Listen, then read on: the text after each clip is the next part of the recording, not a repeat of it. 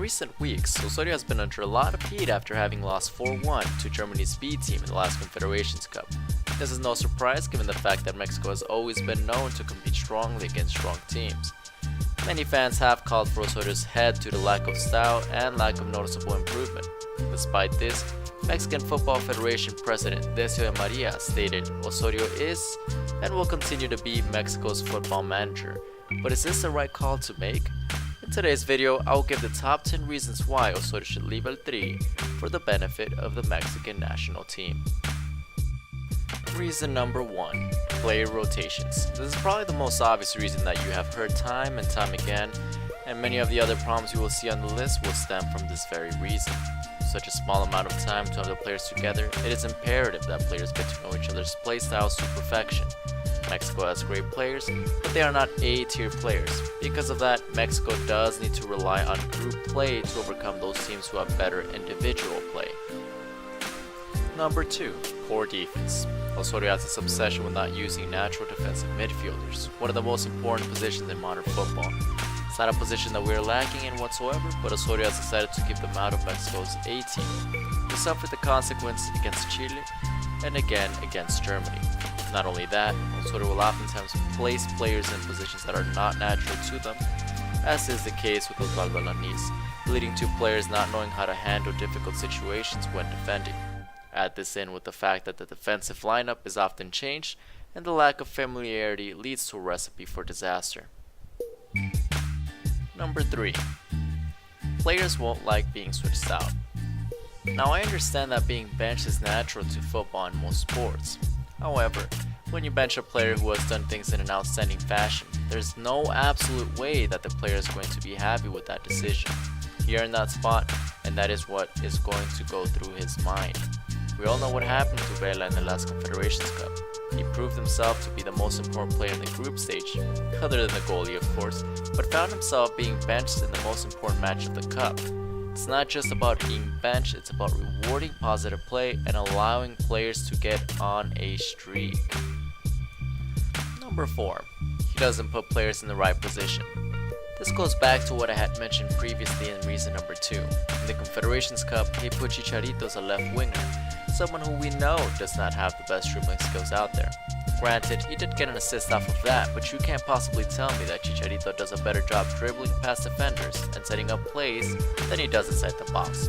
Osorio has done things like this time and time again and has yielded no positive results against big teams. It's not so much about switching players, but switching players when your team does not have a defined style of play. You can't experiment when you haven't even perfected the primary formula. Number 5. He doesn't like short players.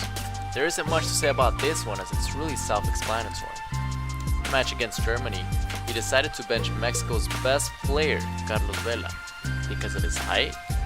Would he bench Messi against the most important team of the tournament? This is absolutely unacceptable and shows how little faith he has in the Mexican player. I understand if he wants a tall defensive lineup. I don't necessarily agree with it, but hey, I get it. When it comes to the midfield and offensive lineup though, it just doesn't make sense. This is one of the main factors that lead me into believing that he does not understand the Mexican style of play. Number 6. Mexico's level is not that far from the top as Osorio has made us out to believe.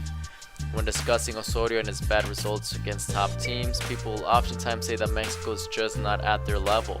This is definitely true, but that does not mean that Mexico is bad enough to receive 11 goals in 2 games against top teams.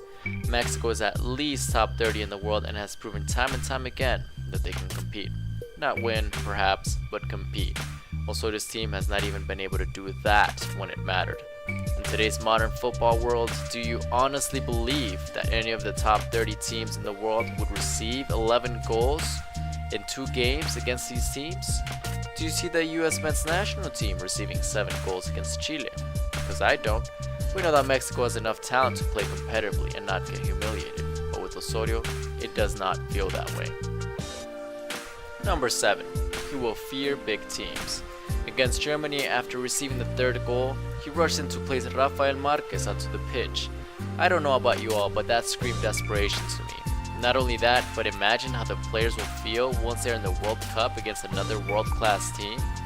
If they were to get scored on within the first 20 minutes, imagine the mental baggage that would have on them. If anything, I foresee another stomp for this very reason alone. They will fear another stomp. They will make mistakes because of that. Number 8. He has no self-criticism. It's one thing to do something wrong, but it's another thing to not realize you did something wrong and act like if everything is fine. Osorio's statements against New Zealand and Germany made me lose all respect that I had for him. Against New Zealand, he implied that his team deserved the win and that they could have scored more. This against a team that made Mexico look really bad and in all honesty, deserved to beat Mexico. Against Germany, he stated that Mexico deserved more. I hate to be that guy, but Mexico did not deserve more. Whenever Germany wanted to, they made Mexico look bad. A few plays after Mexico's goal, Germany scored another goal. That tells me that Germany did what they pleased. My issue is that if Osorio does not accept the fact that he is wrong or that his team did not deserve better, there's little hope that he will try to fix those mistakes. Number 9. He was not the right person to begin with. Before being hired as Mexico's coach, how many of y'all knew about Osorio? I can guarantee that it was not that many. Osorio was relatively unknown. He was unacquainted with Mexico's football style and had zero experience at the national level. Would any of you have nominated him for the position? No. This just goes to show how this guy really struck gold when he was given that position. People talk about how Germany likes to respect long-term goals and they don't term their coaches. What people don't realize is that they also nominate the right candidates for the job. And lastly, number 10. The next coach needs experience. Many of those who argue for the tenure of Osorio do it out of pure respect for the continuation of the process.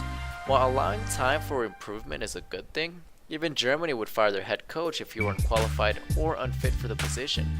Allowing time for the process to work is only needed when you made an educated decision in the first place. If we are talking about the continuation of a process though, imagine how much more experience a new coach would receive if he got a chance to play a World Cup and then 4 more years after that. Now that would be planning for the long term. Think about it. What better experience can you get than the World Cup? Doesn't get much better than that.